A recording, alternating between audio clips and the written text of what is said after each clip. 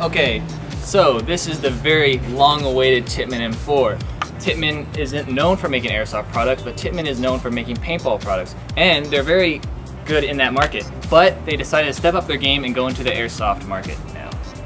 So with HPA guns coming back into style pretty much, Tippmann went out with a bang on this one because it is HPA and CO2 ready, just like their paintball products. And not only that, you can also use CO2 cartridges in the magazine. So it kind of gives you two options to use, two power options to use in this gun, which in my opinion is pretty cool of Tippmann.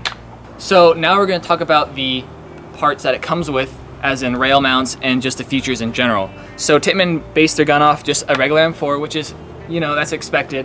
But let's see what Tippmann included, because this is kind of like their proprietary gun. They do claim that you can take real steel AR parts, but right here they include this polymer rail set that you can actually switch your rails. It comes with about 4 rail bits about this big that you can put on the gun anywhere you want, which is cool, but I mean, it's all polymer and it just feels plasticky, but the whole gun is completely metal. So you don't really get a lot with this gun, it's just a plain M4, but you do get these really cool kind of Magpul style flip up sights that are made by Tippmann, as you can see right here. They had put their own logo on there, that Tippmann T, and they are based off Magpul sights. So to flip them up, just like the Magpul ones. So the stock that comes with is a little flimsy. It is a 5-position stock, but as you can see, it kind of gets a little wiggling around to get it to finally go. Let's see if I can get this thing. Come on. You gotta have to remove the whole thing like that, because you can't really see. There it goes. Once you get it, it starts going. But I mean, I don't use this stock when I play. I actually use the Magpul PTS stock, which works flawlessly on this gun. It is mil specs, so you can use all your real AR-15 parts on this thing. Pretty cool of Tippmann to follow that rule set. So back onto the body. It is a slim design, just like the real AR. So what's really cool about this is that it's using real AR features. Very slim, not that big, bulky body that AEGs use. All right, so underneath the grip, you can see your threads to mount a external air source. You can use CO2, unregulated CO2, so you don't need a regulator on this thing. Like Polar Stars, they're gonna need a PSI limit to like 80 to 100. With this, you don't need that expensive regulator that costs like $100. With this, all you need is like a $20 line from your unregulated CO2 tank or your HPA tank. You can use either of, it depends on your weather situation, because in CO2, it can get cold in colder climates. But what's cool about this is that you can use very simplified parts and no electronics. Also that. In the Polar Stars, you have to use a FCU unit. And with this, no electronics at all. Very simplified system, just like their Tippmann 98 custom paintball gun. So right now I have it currently set up as CO2 in the magazine. I don't have my unregulated line just yet. So we're going to be using this Tippmann M4 magazine. These magazines were supposed to be pretty cheap. I'm not going to be buying a lot of these. I'm going to be running it off the airline because I think that's a lot more effective for my style of play. So this is the magazine it comes with. We look inside the magwell. You can see the parts that allow it to use this CO2 cartridges. We're gonna get to that right now. So here we have the magazine it comes with. I wouldn't really be using these, but just for the sake of this review, here it is. It holds about 80 rounds, and it uses these right here. can see that huge hole right there where you're gonna plop that mofo in, and then this little button right here, press it, and it'll slide in. There it is, ready to go. And as you come over here, there's actually a punch that will puncture the CO2 cartridge, and then that's where you get your air in. So here we go, we're gonna put it in right here. So just put it in there, and since you're gonna need a lot of pressure, you're gonna have to slam it in there, so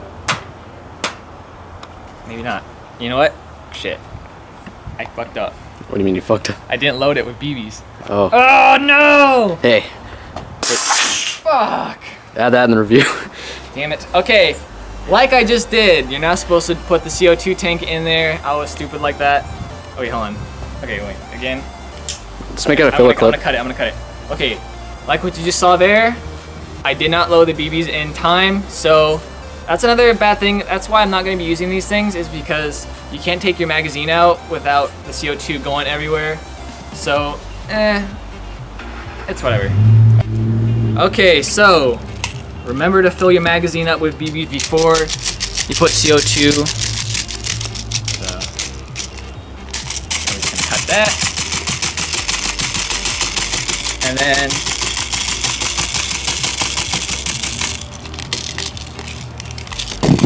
put my pants up here. Okay. Yeah. Okay, now once you got BBs in there, it holds around 80 rounds. Plop that mofo in there. All right, and then give it a nice good, because you really want to act fast when puncturing that CO2 cartridge. And there we go, no leaks or anything, you're not gonna hear a hiss, so it should be ready to go. Let's get on to the firing test. This gun actually has a functioning charging handle, so when you put that magazine in, you have to pull that thing back. But before we do that, we're gonna get into the hop up right here. It's not your standard AEG hop up, but it is changeable with AEG parts. But this is how you adjust it right there. You're gonna stick an Allen wrench in there and then just adjust it as you go from there. Okay, so here we go. We're gonna start with the firing test. Just like your real AR. And there we go, we're ready to go. It actually loads a BB in the chamber, and you can, actually, come here, look at this. If you can actually see a BB in the chamber right there. Let's see if we can get it in there. And right here, you can tell if there is a BB in the chamber or not. So pretty cool feature from Tippmann for including that in. This gun allows you to change your velocity on this thing. You can go from 350 FPS all the way up to 400 FPS for CQB and field games. Okay, so I've adjusted this thing to the max, which is 400 FPS. So we're gonna be shooting 400 FPS. We're using .25s with this thing. Hop up should be adjusted accordingly. So let's begin.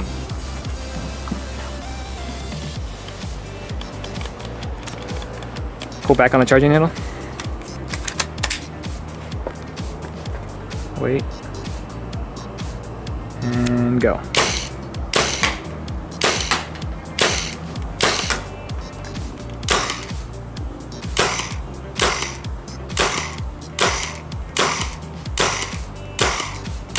This is going to be a recoil demonstration of it. Here. Has a little bit of recoil, has about as much recoil as a KWA MP7 if you fired that before. So here we go, one more. Pretty cool, pretty cool. Some lots of firing shots right now. Is that recording?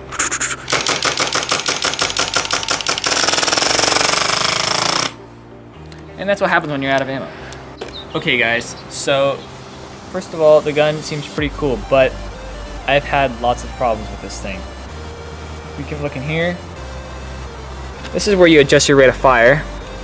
This little Allen wrench right here will adjust it for you. The more you get this screw out, the higher rate of fire you'll get. But unfortunately, it's been locking up on me to the point where you actually lose full auto and safe. Your gun will be stuck in semi-automatic. And what you gotta do is you have to take the gun out, just like this, and you have to release all the way out until you hear all the pressure built inside. I don't know how Tippmann did it, but it's a new system, so I'm not too familiar with it. But this is just a warning to all you guys out there that I'm actually having problems with this. So just be cautious. So here's that buffer spring I was talking about. Right here, pretty cool, just like an actual AR M4 platform. And this bolt, this heavy piece of machinery right here, this is what's going back and forth, so that's gonna be creating your recoil for you. So our frickin' Fulato is jammed up, as you can see right here. It can't go into semi. Unfortunately, it's having problems with the fire selector switch and how it was made. So here we go, we're gonna have to take this out right here. We're gonna take this magazine off. However it does. Oh, shit. And that was weird.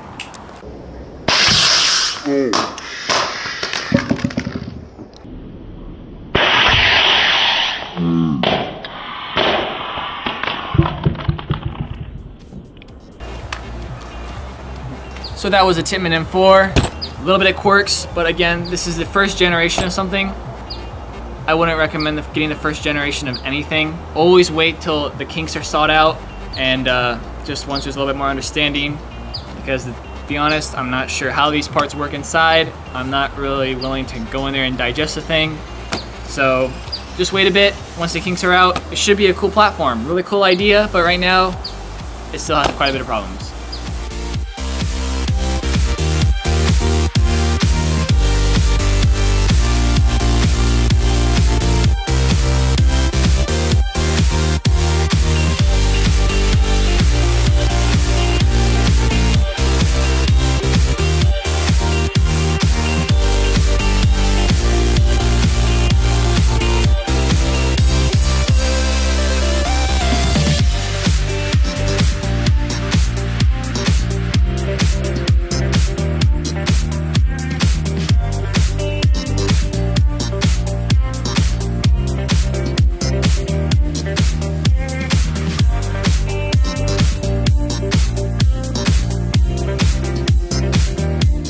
Ready?